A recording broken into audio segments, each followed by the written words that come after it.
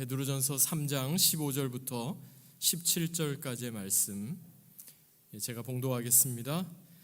너희 마음에 그리스도를 주로 삼아 거룩하게 하고 너희 속에 있는 소망에 관한 이유를 묻는 자에게는 대답할 것을 항상 준비하되 온유와 두려움으로 하고 선한 양심을 가지라. 이는 그리스도 안에 있는 너희의 선행을 욕하는 자들로 그 비방하는 일에 부끄러움을 당하게 하려 함이라. 선을 행함으로 고난 받는 것이 하나님의 뜻일진데 악을 행함으로 고난 받는 것보다 나으니라. 아멘. 이는 우리에게 주시는 하나님의 말씀입니다. 주님 감사합니다.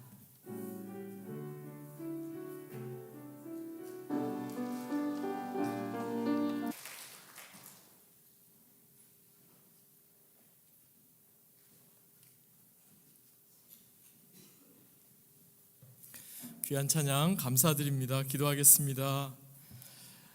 거룩하신 하나님 감사합니다. 이 아침 우리를 예배의 자리로 불러주시고 또 말씀 가운데 모이게 하여 주시니 감사합니다. 주의 말씀 듣기 원합니다. 주의 종들에게 들려주옵소서. 내 입술의 모든 말과 내 마음의 묵상이 오직 주님께 연락되기를 간절히 바라오며 존귀하신 주 예수 그리스도의 이름으로 간절히 기도하옵나이다. 아멘. 복된 주일 예배의 자리에 함께 하신 여러분과 여러분의 가정에 하나님의 크신 은혜와 평강이 함께 하시기를 주의 이름으로 간절히 축원드립니다. 본문을 중심으로 대답할 것을 항상 준비하라, 대답할 것을 항상 준비하라는 제목으로 하나님 말씀 함께 나누겠습니다. 초창기 한국 선교 역사, 특별히 복음을 전했던 선교사님들의 이야기, 초창기 또 목회자들의 이야기를 듣고 있노라면 우리의 마음이 숙연해질 때가 많습니다. 그렇게 열악한 환경과 어려움 가운데서도 이렇게 신실하게 복음의 사역을 잘 감당했구나, 그런 이야기들을 우리가 들을 때 마음이 참 숙연해집니다. 여러분 혹시 최봉석 목사님 이야기 들어보셨는가요? 아마 최봉석 목사님이라는 이름보다는 최권능 목사님이라는 이름으로 더 많이 알려진 분이십니다. 이분은 최봉석 목사님인데 사람들은 이분이 권능이 많다 보니까 최봉석이 아니라 최권능 목사님으로 이분을 불렀습니다. 이분과 관련해서 여러 가지 전해오는 많은 일화가 있는데요. 이분이 이제 평양에서 이제 처음 예수님을 믿고 이제 목사가 되셨습니다. 그리고 사역을 감당하셨는데 이분이 외쳤던 네 마디 말이 있었어요. 뭘까요? 예수천당. 예수천당, 이 네 마디를 외쳤습니다. 이분은 아침 일찍 하루를 시작하셨는데 새벽 4시에 일어나면 남들 다 자고 있는 시간에 동네 방네 다니면서 예수천당, 예수천당 그러면서 외치고 다녔대요. 놀라운 사실은 그 아무런 설명도 없이 그저 예수천당 이렇게 외쳤는데 사람들은 그 이야기를 듣고 예수님을 믿게 됐다는 겁니다. 놀랍죠? 여러분 예수천당, 예수천당 그러면 그거 믿고 그 소리 듣고서 예수님을 믿는, 물론 그것도 가능하지만 그게 어떻게 가능할까? 그래서 이제 평양 대부흥 운동이 있었잖아요. 1910년에 그때 대부흥 운동을 이끌었던 길선주 목사님이 설교 가운데 이렇게 말씀합니다. 최봉석 목사님이 외치는 예수천당 소리가 멈추는 날 한국의 예루살렘인 평양은 무너질 겁니다. 그렇게 말했을 정도라고 합니다. 이분은 만나는 사람마다 다른 얘기 안 합니다. 그냥 예수천당 그 얘기만 하셨던 겁니다. 한 번은 일본군 장교가, 일본군 순사가 이제 말을 타고 그 옆을 지나는데 그 옆에다가 대고 알아듣든 못 듣든 또 크게 예수천당 이렇게 외쳤던 겁니다. 말이 그 얘기를 듣고 너무 깜짝 놀라가지고 말이 놀란 거죠. 그래서 이제 일본군 장교가 말에서 떨어졌어요. 기분이 나빠가지고 그 목사님을 끌고 와서 이제 막 매질을 하기 시작합니다. 매를 맞을 때마다 목사님의 입에서 뭐가 나올까요? 어떻게 하세요? 아이쿠 아이쿠 이런 말 안 하고 예수천당 예수천당 그랬대요. 너무 이상해가지고 물어봤답니다. 아니 매를 맞으면서도 왜 예수천당만 이야기합니까? 그랬더니 하는 말이 내 안에는 오직 예수님만 가득하고 예수님만 복음만 가득하기 때문에 내 안에 튀어나오는 말 태어나오는 모든 것은 예수님뿐입니다. 이런 이야기가 또 알려지고 있습니다. 최봉성 목사님이요, 나중에 이제 순교로 생을 마감하셨는데, 이제 신사참배를 거부하시다가 주기철 목사님이 투옥되실 무렵에 함께 투옥이 되셔서 광복을 얼마 안 앞두고 몇 개월 전에 이제 옥에서 순교를 하고 세상을 이 땅의 삶을 마감하셨습니다. 최봉성 목사님 비롯하여서 초창기 한국 교회 또 선교사님들, 목회자님들, 그 전도자들의 그 일화를 들어보면 그분들의 헌신이 얼마나 대단했는지, 걸어서 몇백 리씩 가가지고 복음 전하고 사역을 감당하는 것은 일일이 다 헤아릴 수 없을 정도로 정말 대단했던, 그래서 이분들의 이야기를 듣고 있노라면 마치 사도 바울이 디모데에게 권면했던 말씀이 떠오릅니다. 디모데후서 4장에 보면 이런 말씀 나오죠. 너는 말씀을 전파하라. 때를 얻든지 못 얻든지 항상 힘쓰라. 범사에 오래 참음과 가르침으로 경책하며 경계하며 권하라. 너는 모든 일에 신중하여 고난을 받으며 전도자의 일을 하며 내 직무를 다하라. 때를 얻든지 못 얻든지 말씀을 전하는 것에 여러분 항상 힘쓰고 계십니까? 사실 저는 이 말씀 저에게도 늘 마음에 부담이 됩니다. 사실 최봉성 목사님 영향 때문인지 예수천당이라는 말을 들으면 오랫동안 예수천당은 곧 전도 구호, 이렇게 사람들은 등식처럼 생각하곤 했습니다. 그런데요, 언제부터인가 이 말은 긍정적인 의미로 들리지 않고 부정적인 의미로 들리기 시작합니다. 예수천당이라고 최건능 목사님, 최봉성 목사님은 외쳤는데 언제부터인가 예수천당 다음에 불신지옥이라는 말이 붙어버렸어요. 그래서 예수천당 불신지옥 이렇게 하다 보니까 사람들은 어떻게 생각합니까? 특별히 믿음이 없는 세상 사람들은 기독교는 독단적이다, 기독교는 무례하다, 자신들만 잘 믿으면 되지 왜 그것을 우리한테까지 강요하냐, 그렇게 생각하게 된 거죠. 그 복음의 내용 자체가 문제가 있어서 그런 게 아닙니다. 왜 복음을 전해야 하는지 몰라서 그런 것도 아닙니다. 복음을 전해야 되는 당위성도 알고 그걸 복음이 담겨 있는 그 내용의 중요함도 우리가 분명히 알고 있습니다. 그런데 그 복음을 어떻게 전해야 하는지, 또 복음이 어떻게 나눠져야 하는지 우리는 그것을 간과하고 지나쳤기 때문에 그럴 겁니다. 복음을 영어로는 가스펠이라고 하고요, 또 굿뉴스라고 하죠. 근데 여러분 진짜 복음이 여러분에게 굿뉴스, 좋은 소식이십니까? 아멘. 예. 여러분 하루에 유튜브 시청하시는 시간만큼이나 또는 일반 미디어나 그런 걸 통해서 뉴스를 이렇게 접하시는 것만큼이나 하나님 말씀, 복음에 여러분은 집중하고 계십니까? 예수님 복음 때문에 그냥 가만히 있어도 눈물이 나고 기쁘고 감격스러운 그러한 때가 언제셨습니까? 그런 의미에서 오늘 본문은요, 우리에게 매우 중요한 메시지를 전해줍니다. 오늘 본문 베드로전서 3장 15절 한번 보시기 바랍니다. 우리 같이 한번 읽어보겠습니다. 시작.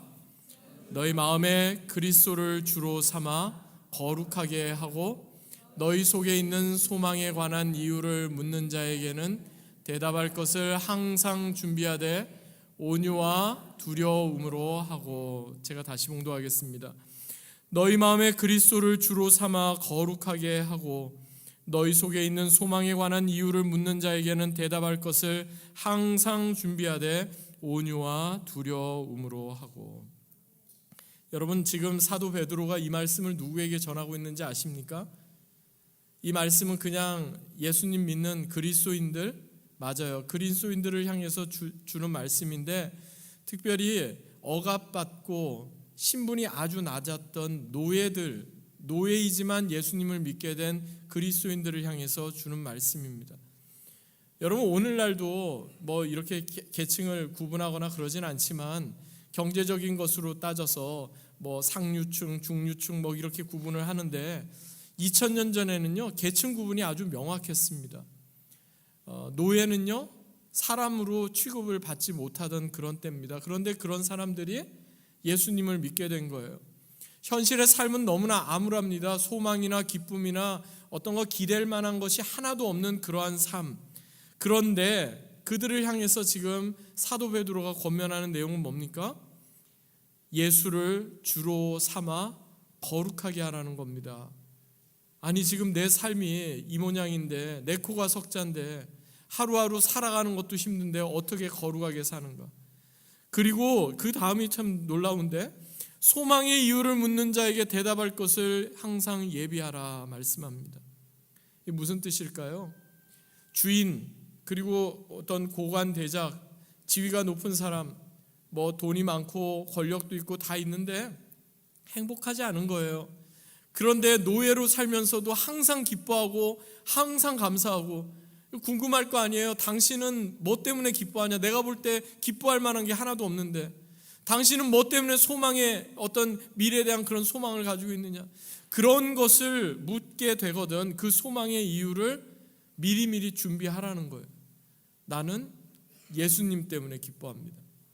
내 삶은 너무나 미저러블하고 너무나 어렵지만 그럼에도 불구하고 나는 복음 때문에 소망을 갖습니다라고 미리미리 준비하라는 겁니다.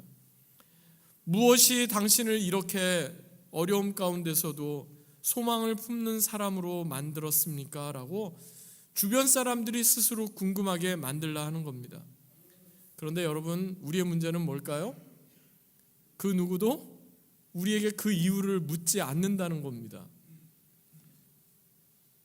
교회 다니는 것 같긴 한데 우리한테 먼저 찾아와서 당신이 기뻐하는 이유가 궁금합니다. 당신이 그렇게 소망을 갖고 감사하며 사는 이유가 궁금합니다. 사람들은 우리에게 그것을 묻지 않는다는 겁니다. 왜 그럴까요? 혹여라도 우리가 예수님 믿는다고 하지만 예수님과 너무나 다른 모습 때문에 그러지 않을까요? 예수님 믿는다고 하면서도 우리도 더 세속적이고 더 이기적이고 조금 더 손해보려고 하지 않고 조금 더 지지 않으려고 하고 그런 것 때문에 그러지 않을까요? 사람들 그러는 거예요. 예수님 믿으면 저 사람처럼 저분처럼 믿어야 돼. 이렇게 우리가 인정을 받으면 참 좋겠는데 아유, 저렇게 믿을 거면은 예수 믿지 않는 게 낫겠다. 이런 얘기를 혹시 우리가 듣고 있다면 우리도 모르게 우리는 하나님의 영광을 가리고 있는지도 모르겠습니다. 목회자이며 또 환경운동가로도 활동하고 계시는 최병성 목사님이란 분이 계십니다. 이분이 쓴 책 가운데 복음의 안기다라는 책이 있는데요, 우리 기독교 복음에 대해서 아주 잘 설명한 책이에요. 이 책 가운데 이런 내용이 나와요. 사단은 예수님 자체를 부정하지 않습니다. 사단의 거짓 영은 예수님께서 우리 안에 이루어 주신 놀라운 자유와 기쁨의 소식을 가립니다. 거짓 영은 하나님을 사랑하는 자는 하나님을 위해 열심히 봉사하고 헌신해야 한다며 기쁨의 복음을 의무와 책임으로 전락시킵니다. 사단은 하나님께 받은 은혜에 보답하기 위해서는 하나님을 열심히 섬겨야 한다며 그분을 누리는 기쁨을 빼앗고 하나님의 영광을 위해 삶의 기쁨을 마땅히 희생해야 한다고 강요합니다. 이 말은 무슨 뜻이냐면은 복음이 율법이 되어버렸다는 거예요. 예수님께서 우리에게 주신 복음은 기쁨과 감사와 감동과 은혜와 소망인데 그냥 마지못해서 예수님 믿는 사람처럼 돼버렸다는 거예요. 지옥 가지 않으려고 예수님 믿는 거 아닙니다, 여러분.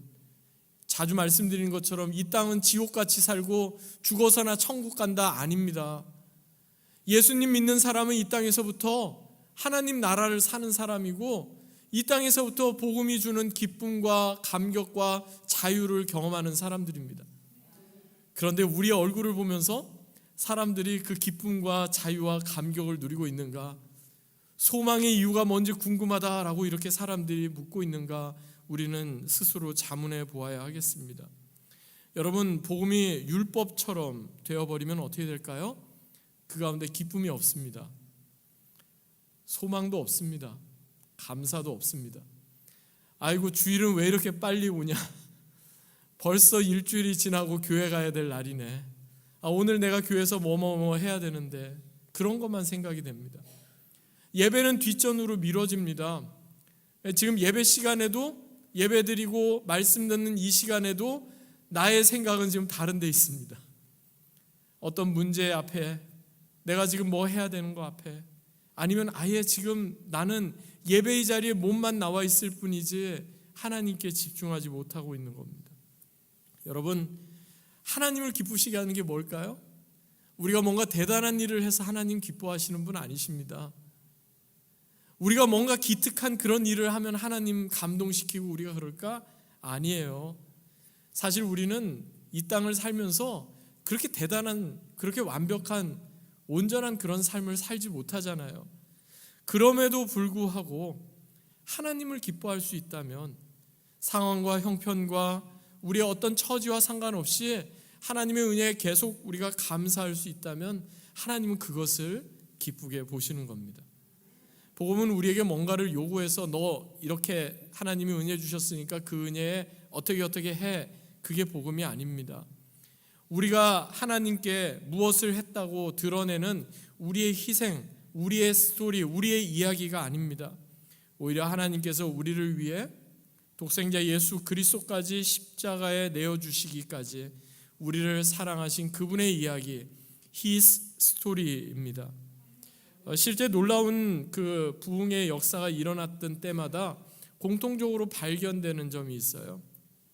갑자기 세상이 선해지고 악한 사람들이 일거에 다 사라져가지고 믿는 사람들이 많아지는 경우는 없습니다. 이상하게도요, 세상이 더 악한데 오히려 교회가 부흥하고 믿는 사람의 숫자가 더 많아져요. 어떻게 된 걸까? 하나님께서 사도 바울에게 그러하셨던 것처럼 강권하시는 그 하나님의 크고 놀라운 사랑을 경험한 한 사람이 진정 복음에 합당한 삶을 살아내므로 교회가 부흥하고 수많은 사람들이 주님 앞에 돌아오게 되었던 걸 봅니다. 중요한 것은요, 복음이 주는 그 크고 놀라운 하나님의 사랑을 우리가 누리는 겁니다. 기쁨을 누리는 겁니다. 그리고 중요한 것은요, 예수님이 품으셨던 그 마음을 우리도 똑같이 품는 겁니다. 저는 예수님이 품으셨던 그 마음을 생각할 때마다 떠오르는 성경의 일화가 있습니다. 바로 마태복음 18장에 나오는 잃어버린 한 마리의 양을 찾아 나서는 목자의 이야기입니다. 이것은 비유의 말씀이죠. 실제 그렇다는 게 아니라 예수님이 하나님의 마음, 예수님의 마음을 설명하시기 위해서 비유로 말씀하신 내용이죠. 마태복음 18장 12절부터 14절 보니까 이런 말씀이 나옵니다.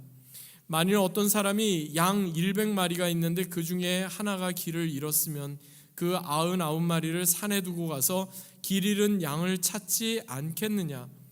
진실로 너희에게 이르노니 만일 찾으면 길을 잃지 아니한 99마리보다 이것을 더 기뻐하리라. 이와 같이 이 작은 자 중에 하나라도 잃는 것은 하늘에 계신 너희 아버지의 뜻이 아니니라. 저는 처음에 이 말씀을 접하고 진지하게 생각할 때 말도 안 된다라고 생각했습니다. 아니 어떻게 하나 때문에 99를 희생하느냐, 말이 안 된다라고 생각했습니다. 사실 세상의 논리로 보면 1대 99 하면 99를 먼저 우리가 생각하고 그걸 먼저 케어해야 되는 게 맞습니다. 그런데 하나님은 그렇지 않다는 거예요. 여러분, 이것이 말도 안 된다라고 생각되는 이유가 왜 그럴까요? 나는 99 안에 있다고 생각하기 때문에 그래요. 나는 잃어버린 양이라고 생각하지 않기 때문에 말이 안 된다고 생각하는 거예요. 그런데 내가 바로 그 잃어버린 양, 그 한 마리의 양이라고 생각하면 이거 말이 안 되는 게 아니라 너무나 말이 되는 거예요. 여러분, 우리가 바로 그 잃어버렸던 한 마리의 양이었어요. 하나님은 우리를 살리시기 위해서 99를 뒤에다가 두고서 우리를 찾아오신 거예요. 십자가에 달리시기까지 죽으신 그 예수님의 희생은요, 하나를 살리기 위해 99을 희생하신 그것 이상의 사랑이었던 거예요. 하나님 나라의 가치는 바로 이것이에요. 저와 여러분 한 사람 한 사람이 잃어버렸던 양이었음을 먼저 인정하고, 내가 잃어버렸던 양이었는데 하나님께서 먼저 나에게 찾아오셔서 그 크신 사랑, 그 놀라우신 은혜를 베풀어 주셨구나 하는 것을 깨닫는 거예요. 그렇게 되면요, 여러분 어떻게 될까요? 나도 그 잃어버린 영혼 한 사람을 향해서 나아가요. 설령 99를 뒤로 이렇게 놓더라도요. 또 한 가지 오늘 본문에서 우리가 발견하게 되는 메시지는요, 진정성입니다. 영어로 authenticity 이렇게 이야기하죠. 진정성. 서두에서 잠시 말씀드린 것처럼 믿지 않는 사람들이 우리 안에 소망에 관한 이유를 묻는, 우리가 간직한 소망의 이유를 묻는 경우는 딱 한 경우밖에 없습니다. 그들에게 없는 것이 우리에게 있다고 생각될 때입니다. 뭔지는 잘 모르겠는데 나에게 없는 그 무엇이 저 사람에게 있어. 그럴 때 그 사람들은 묻는 겁니다. 궁금해하는 겁니다. 그게 저는 진정성이라고 제가 이렇게 말씀을 드리고 싶은데요. 뭐 이런 말 하잖아요. 당신을 사랑합니다. 당신 참 아름다우시군요. 그래도 영혼이 없다고 그러잖아요. 남편이 뭔가 이렇게 잘못하고 아내에게 뭔가 잘못한 용서를 빌어야 될 때 당신 오늘따라 뭐 그러면서 막 이렇게 칭찬을 하는데 영혼이 1도 없다 딱 그러잖아요. 왜 그럴까요? 진정성이 없어서 그런 겁니다. 마찬가지입니다. 우리가 말을 할 때도 그 사람이 진정성이 있는지 없는지 알잖아요. 복음도 마찬가지예요. 저 사람이 정말 뭔가가 있구나, 그 안에 복음의 진정성이 있구나, 정말 하나님의 그 놀라운 구령의 열정과 사랑 때문에 이렇게 하는 거구나 하는 것이 드러날 수밖에 없는 겁니다. 아직까지 복음을, 진리를 모르는 불신자들에게 있어서는요, 복음이 무엇이다, 복음을 전해야 된다, 그 당위성에 대해서는 별로 관심이 없습니다. 오히려 예수님을 믿고 복음을 아는 우리 그리스도인들이 얼마나 진실한가, 그 가운데 진정성이 있는가, 그 여부를 더 중요하게 여길 뿐입니다. 그렇기 때문에 복음을 담아내는 우리의 삶이 그 여느 때보다 더 중요한 때가 되어버렸습니다. 왜냐하면 나는 옳고 당신은 틀렸습니다 이렇게 접근하면 아무도 그 이야기 안 듣습니다. 내가 진리를 가지고 있으니 당신은 나에게 배우십시오라고 하면 그 누구도 그 사람 말 들으려 하지 않습니다. 그런데 복음의 진정성을 가지고 있는 사람, 나에게 없는 그 무언가를 가지고 있는 그 사람을 향해서 예수님의 사랑이 드러나게 될 때, 예수님을 모르는 그 사람이 스스로가 뭔가 내가 모르는 게 있구나, 뭔가 내가 추구하는 방향이 잘못됐구나, 이것을 스스로 인정하게 된다면 거기에서부터 복음은 역사하게 되는 것입니다. 저는 이렇게 좀 정리를 해보고 싶습니다. 오늘 늦은 비 예배 가운데 또 온라인으로 예배 함께 하시는 분들, 예수님을 믿는 우리 그리스도인들에게 있어서 중요한 것은요, 복음의 사실성과 믿음의 확신입니다. 말씀을 들으면 들을수록 우리 안에 더 헷갈린다, 모르겠다 그러면 안 되고요. 맞다, 예수님만이 나의 생명의 주인이시고 예수님만이 모든 것의 정답이시구나, 복음이 나의 생명의 가장 중요한 거구나 하는 분명한 확신이 있어야 됩니다. 그런데 교회 바깥에 아직까지 예수님을 믿지 않는 사람들에게 있어서 중요한 것은요, 믿음에 대한 진실성입니다. 예수님을 믿는다고 하는 그 사람의 삶의 진정성이 나타나야 하는 겁니다. 여러분, 그것이 가장 잘 드러나야 되는 게 누굴까요? 가까운 가족에게 드러나야 되는 겁니다. 가까운 남편, 아내, 자녀들, 부모님. 그러면 사실은 우리가 뭔가를 이야기하고 뭔가를 설득하려고 하지 않아도 나에게 없는 것이 나의 남편에게 있구나, 나의 아내에게 있구나, 나의 부모님에게 있구나 하는 것을 분명히 깨닫게 되는 것입니다. 그렇다면 복음에 대한 진정성을 어떻게 우리는 끌어올릴 수가 있을까요? 어떻게 진정성을 제고할 수 있을까요? 저는 한 2가지 정도로 생각을 해봤는데요. 첫 번째는 방향이고요, 두 번째는 일관성, 이렇게 좀 이야기를 하고 싶습니다. 그러니까 우리가 여기가 맞아요 라고 사람들한테 말하고 우리는 뒤에서 이쪽을 향해서 가고 있다면 사람들은 어떻게 이야기할까요? 너나 잘하세요 그럴 거예요. 예수님이 진리입니다. 이 땅에 어떤 물질적인 거 그거 추구하고 거기 붙잡고 살면 안 됩니다. 그런데 나는 다른 데 그거 돈 붙잡고 그것만 나는 붙잡고 거기만 쫓아간다면 저 사람은 스스로 지금 가짜라고 이야기하고 있구나, 사람들은 그렇게 생각할 거예요. 우리가 믿는 대로 그 방향을 향해, 온전한 방향을 향해 지속적으로 나아가야 하는 겁니다. 같은 의미로 우리가 믿고 확신하는 그 복음을 우리는 일관되게 보여줄 수 있어야 합니다. 복음의 진리가 아무리 크고 놀라워도 가스펠, 굿뉴스가 진정한 굿뉴스가 되기 위해서는요, 우리가 그 복음을 잘 담아내야 하는 겁니다. 그렇지 않으면 복음은 교회의 범주를 넘어설 수 없습니다. 우리 안에서만 복음을 알고 복음이 중요하다라고 이야기하지 교회 밖에 있는 사람들은 하나도 그것을 생각하지 못하는 겁니다. 그러므로 우리의 삶의 진정성이 제고되어 복음의 진리가 아름답게 드러나기를 주 예수 그리스도의 이름으로 간절히 축원합니다. 두 가지 다시 한번 생각해 보면요, 첫 번째, 예수님이 품으셨던 그 마음, 한 영혼을 향한 그 마음 우리의 마음에 품고, 또한 우리가 예수님의 복음을 잘 전하는 복음의 진정성을 우리가 그렇게 제고하며 살아가야 하겠습니다. 말씀을 맺겠습니다. 평생 가난하고 어려운 사람들을 위해서 귀한 사역을 감당하셨던 목사님이 계십니다.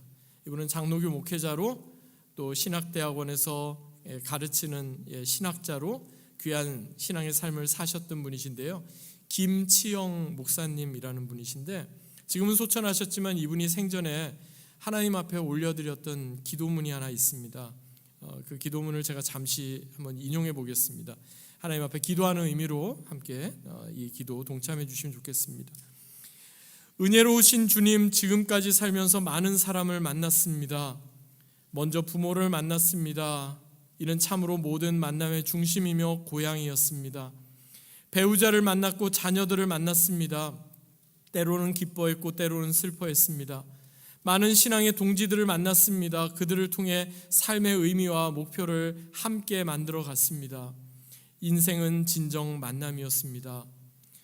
주님, 하지만 지금 돌이켜보면 가장 중요한 주님과의 만남, 그리고 나 자신과의 만남이 전인격적으로 이루어지지 못했음을 고백합니다.